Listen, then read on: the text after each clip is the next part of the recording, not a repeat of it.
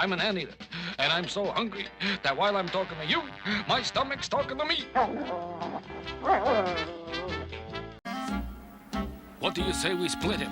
50-50. No deal, pal.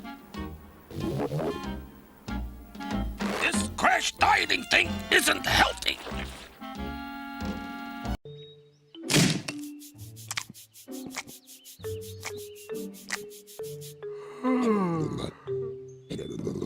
I know. I'm an aardvark, and yet it's been 6 weeks since I last ate an ant. Go ahead, insult me, but if you want my own stomach, I disown you. Yeah. Oh, this is awful. This is terrible. In fact, this is not good at all. I know, but I'm no good to either of us if I'm a leopard lunch. Think, Aardvark, think. I know, I'm hungry too. Ooh, good idea. It's second helpings for you.